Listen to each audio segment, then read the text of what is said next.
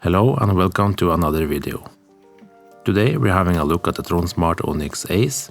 I earlier reviewed the Tronsmart Spunky Beat, the Spunky Pro and the Element T6 Plus. So check out the links in the corner or the video description if you want to see them. The Onyx Ace came in this world exclusive debut box, but I actually bought it in AliExpress, so maybe they're all shipped like this. There's no information on this box, so let's have a look inside. Here we have another box, and now you can see that they have aptX and a total of up to 24 hours battery. They also have quad microphones with noise reduction for clearer calls, and on the back are some more specifications. Inside the box everything is nicely laid out and protected, but let's take everything out and see what we get. We have the two earphones, the charging case in a white color, but it's also available in black. For charging, we finally have a USB Type-C cable. Here is the warranty card and the user manual. It does have a few different languages, so most of us should be covered here.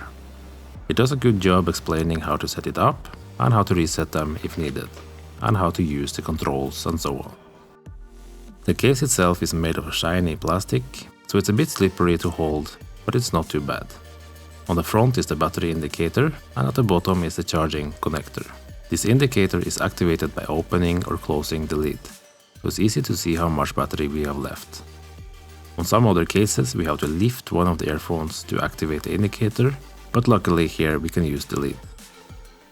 The battery is informed to last up to 24 hours, but only at 50% volume. I did some tests with loud volume, but first let's have a look at the earphones. The earphones are also made of a shiny plastic, and it's quite easy to see where they got the inspiration for the design. Do you see it, or is it just me? These are rated IPX5 sweat proof, but they're not waterproof, so please don't use them in the shower. On the side here is what I thought could be a proximity sensor for automatically starting and pausing the music, but sadly it doesn't have this function. Around here we can see the speaker tunnels and the grill, and the metallic area here is the touch controls and the noise cancelling microphone. On top is what I think is an air vent, and at the bottom of the stem is a light indicator that blinks quite bright. But don't worry, it only blinks while they're in pairing mode, and they're always off when they're connected. At the bottom are the charging connectors and the microphone. On the other side of the stem is the side indicator. Inside we have a Bluetooth 5 chip from Qualcomm with aptX, and it works very well, so I haven't had a single dropout while testing them, and the range works fine up to 15 meters. If you put the earphones back into the case, nothing really happens. That's because we have to close the lid while there's charging. Only the top and bottom light will light up, and they will stay on until they're finished charging, which from empty to full takes about 1 hour and 20 minutes. The earphone's battery is informed to last about 5 hours per charge, but in my tests I got about 4 hours at loud volume, so it's not bad at all. The case has enough power to recharge the earphones a bit more than 3 times, so I got a total of 17 hours of loud music, including the initial charge of the earphones, which I think is acceptable for such a small case. But if you play at around 50%, you should get a total of up to 24 hours. Now let's try charging the case and see what it looks like. The lights will show the charge progress, and this case is now almost fully charged, with only one light left. When it's done, the top light will stop blinking. This case is quite compact, so it will easily fit in a pocket. I can almost close my hand completely around it, and it measures only 48 by 23 by 57.5 millimeters and weighs 37 grams. So it's easy to bring with you and will easily fit in any pocket. To compare the size, I took out the Halo GT1 Plus, and as you can see the Tronsmart is wider. This is the Halo T15's case, which is quite a bit bigger, but the Tronsmart Onyx Ace is thinner, so it's a more comfortable fit in a pocket. To pair these earphones, we don't need to take them out of the case. I only do it now to show that one of the lights will stop blinking. Now select it on the phone and accept the pairing. It will ask you to confirm twice, and that's because it will pair with both earphones to make it possible to seamlessly swap between them. We can of course also see the remaining battery here. The pairing process is actually activated by opening the lid while the earphones are in the case. They will also stay connected until we close the lid again, while the earphones are in it. The touch controls are on the upper part of the stem where we have some chrome details. It works very well and is easy to use, but to avoid accidental touches, I have to hold the bottom part of the stem. If you hold at the top, it's quite easy to accidentally touch the controls. For controlling music, we have the following commands. Double tap the right earphone to play or pause. Double tapping the left one will do the same. Hold for 2 seconds on the right one will skip to the next song. The same on the left one will go back or to the previous song. We can also adjust the volume by single tapping.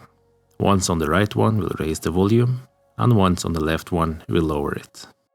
Triple tapping will open the assistant. We can of course also answer and reject calls. Double tapping will answer, and to reject, just tap and hold. Calls do sound good on these earphones, and the microphone is not bad at all. It even handles noise quite well, as you will hear now in the sample I recorded. This is what the microphone sounds like in a silent area, without any background noise at all. I will also go outside and test it near traffic so you can hear what it sounds like with background noise. I am now sitting in my car with both the windows open, near a road with a lot of traffic, so you can hear what it sounds like when there's a lot of background noise. As you heard, the quality is good enough for making some calls, even with a bit of background noise. They do struggle a bit when there's a lot of noise, but it's still kinda usable. One thing they don't struggle with is delay.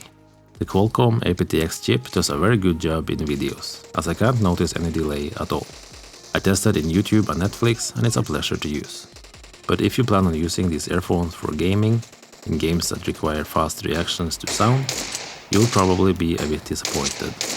In my opinion, there's just too much delay, especially in games like PUBG, where the reaction time is critical. Blue team is in the lead.